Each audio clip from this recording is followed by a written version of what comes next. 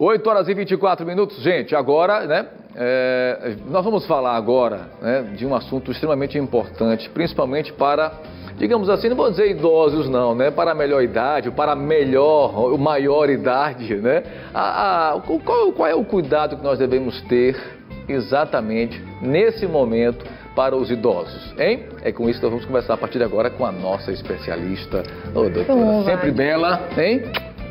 Prazer em vê-la, bem-vinda sempre. Obrigada. Bom, tem essa preocupação mesmo, né? Cada dia que passa a gente tem que se preocupar com a alimentação e vai ficando mais jovem há mais tempo, né?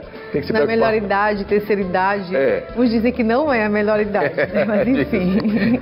Mas a gente tem que chegar lá bem, na verdade, por isso que tem que ter essa preocupação. Tem que saber envelhecer, né? Tem que saber envelhecer, isso a gente tem que começar de agora, né? Porque o processo...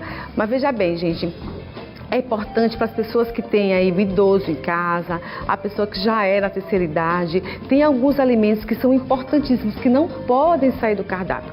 E algumas pessoas às vezes não têm o hábito alimentar aí de algumas coisas. Então, a gente vai dar umas dicasinhas hoje para aquilo que você não pode tirar da sua alimentação. Sobretudo, né, doutora, porque quanto mais idoso, mais restrições, né, ou não?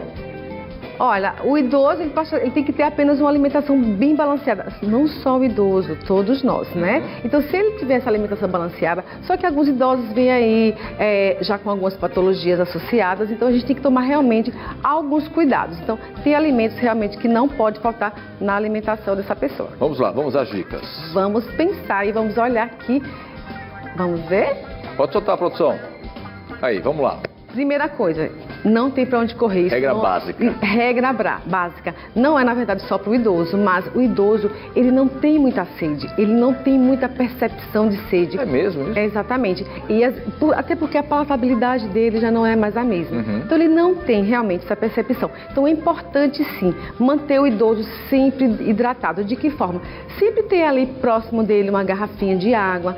Como eu te falei, a palatabilidade dele não é mais a mesma coisa. Então, sempre fazer saborizar essa água, colocar assim uma frutinha, um limão, um abacaxi dentro, para poder melhorar isso aí para ele ter um pouco mais de vontade de beber água. Água de coco, suco, chás, sempre oferecer esse idoso porque é importante. A hidratação tem que ser uma coisa que tem que preocupar muito. Qualquer hora do dia, doutora? Qualquer hora do dia. Finalzinho da tarde para a noite já não é tão interessante para ele não ter que... Porque o sono já fica um pouco mais alterado, então tem que levantar para fazer xixi, não é interessante. Mas durante o dia, essa hidratação realmente tem que estar bem encaixadinha. E outra coisa, a pele vai melhorar bastante, né? Tudo vai melhorar nele, tudo. Vamos lá, mais uma dica. Vamos lá, alimentos, na verdade, a gente não vai... Tira essa gordura, gente. Como para pensar em alimento, a gente tem que sempre pensar no alimento balanceado, tá? Então, fontes de gorduras, aquelas gorduras, carnes gordas, a gente retira. Então, a gente dá realmente prioridade aos legumes como um todo. Por quê? Porque vai melhorar o sistema imune dele, né? Vai melhorar o aporte gastrointestinal dele. Então, sempre manter oferecer legumes para esse idoso. Agora, uma coisa que é muito importante, Tiago, são os verdes folhosos. A gente tem que pensar o seguinte, teve verde, pode oferecer para o idoso, com exceção daquele idoso que tem uma ferritina um pouco mais alterada, né? A gente tem que considerar isso. Mas isso aqui é riquíssimo em vitamina A. A vitamina A, ela é importantíssima no processo cognitivo, no processo da memória desse idoso, que já vai ficando um pouco mais lento, um pouco mais falha. Falando disso também, muito rico em ferro, idoso tem aquele probleminha, o ferro começa já a ter alteração na questão do ferro, a anemia é muito importante, porque tira a vontade, tira a disposição desse idoso. Então, pensar bastante aí, sempre que tiver um verdinho, colocar agora, doutor, uma dúvida, oferecer sempre os alimentos dessa forma, in natura, cru, ou cozinhar, fervidos, no vapor, enfim. Quando você vai colocar os verdes folhosos, por exemplo, aquilo que ele pode comer in natura, tomar muito cuidado aí com a higienização desse alimento. Mas oferecer ele de uma forma mais gostosa, a vapor, colocar um fio de azeite, fazer um refogado, porque aí melhora a palatabilidade. Isso é bacana. A aceitação é mais legal. Isso é bacana. Né?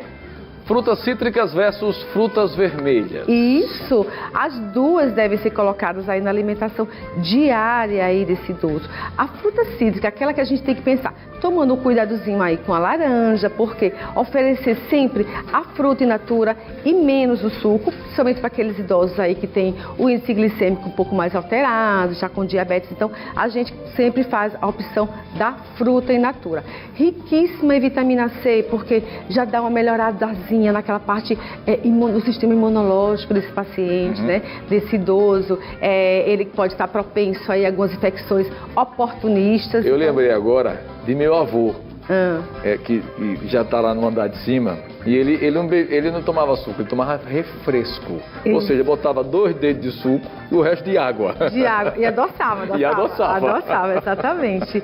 Uma outra fruta que é muito interessante a gente colocar aí na dieta desse idoso são as frutas vermelhas. Aqui são algumas frutas que às vezes não tem nem muito acesso, né? Amora, enfim. Mas aí tem o mirtilo, mas aí tem o morango, que é legal. Tem a uva escura, que é bem interessante. Riquíssimo em licopeno, polifenóis, resveratrol, porque fonte de antioxidante aí. E atua bastante aí no combate ao câncer de próstata e outro câncer também. Então é interessante sempre ter aí uma frutinha vermelha, tá bom? Mais uma dica, vamos lá. Proteína animal e vegetal. Exatamente. Proteína é uma coisa que a gente não pode fugir.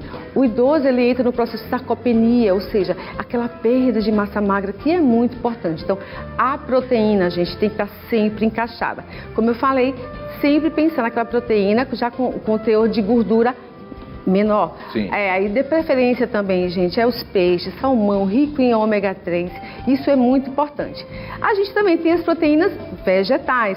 O feijãozinho que não pode sair do prato, aquele feijão com arroz que tem que estar no prato todos os dias, né? Verdade. Mas aí tem as lentilhas, o grão de bico, então esse tipo de alimentos, cereais, eles têm uma quantidade muito grande de proteínas, então sempre ficar atento a isso. Tem uma próxima dica e uma última, né? E atividade física não pode faltar na vida de ninguém, e principalmente do idoso. Como eu falei, o processo da sarcopenia é um processo muito rápido, né? Então, quando o idoso está fazendo atividade física, ele, consequentemente, ele tem uma condição melhor física e dessa musculação, evitando aí cair, se machucar e ter um prejuízo maior.